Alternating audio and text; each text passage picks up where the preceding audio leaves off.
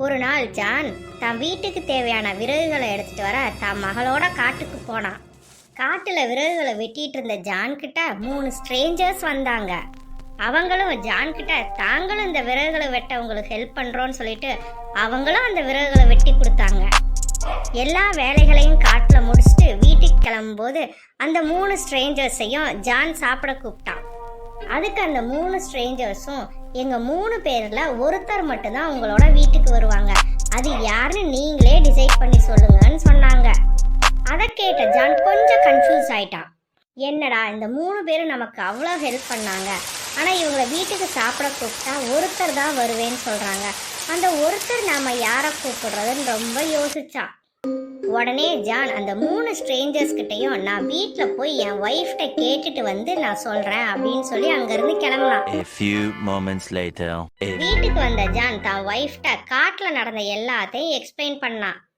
இப்போ அவங்க 3 பேரில் யாரை வீட்டுக்கு இன்வைட் பண்ணுறது, அவங்க 3 பேரோட பேரையும் தான் ஒய்ஃப்ட சொன்னான். ஃபர்ஸ்ட் பர்சனோட பேர் வெல்த்னும், செகண்ட் பர்சனோட பேர் லக்குனும், தேர்ட் பர்சனோட பேர் லவ்னு சொன்னான். அதை கேட்ட ஜானோட ஒய்ஃபு அந்த லக்குள்ள பர்சனை வீட்டுக்கு கூப்பிட்டுவாங்க, ஏன்னா நமக்கு தான் லைஃப்பில் லக்கே கிடையாது, அந்த லக்குள்ள பர்சன் வீட்டுக்கு வந்தால் நாம் எந்த ஒரு விஷயம் எடுத்து பண்ணாலும் அது நல்லபடியாக முடியும்னு சொன்னாங்க. அதுக்கு ஜான் நமக்கு லக்கு வேணாம், நம்ம வெல்த்துள்ள பர்சனை கூப்பிடலாம், ஏன்னா அந்த வெல்த் வீட்டுக்கு வந்தால் நம்ம ரொம்ப ரிச்சாக இருப்போம் அப்படின்னு சொன்னான். இதெல்லாம் கேட்டுட்டு இருந்த அந்த குட்டி பொண்ணு நமக்கு லக்கு வேணாம் வெல்த்து வேணாம், நம்ம லவ் உள்ள பர்சனை மட்டும் கூப்பிடலாம், ஏன்னா நம்ம வீட்டில் அன்பு இருந்தால் நம்ம ரொம்ப ஹாப்பியாக இருக்கலாம் அப்படின்னு சொன்னான்.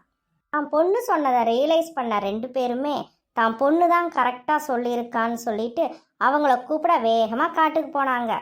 காட்டுக்கு போன அவங்க அந்த 3 ஸ்ட்ரேஞ்சர்ஸ் கிட்டையும் நாங்கள் லவ்னு பேருள்ள இந்த பர்சனை வீட்டுக்கு இன்வைட் பண்ணுறோம் அப்படின்னு சொன்னாங்க. பட் அந்த ஒரு ஸ்ட்ரேஞ்சர் கூடயே மிச்சம் இருக்க 2 ஸ்ட்ரேஞ்சர்ஸும் கூடவே வந்தாங்க. அதை பார்த்த ஜான் நான் இவரை மட்டும்தானே இன்வைட் பண்ணேன், நீங்கள் ஏன் கூடவே வர்றீங்க அப்படின்னு கேட்டாங்க.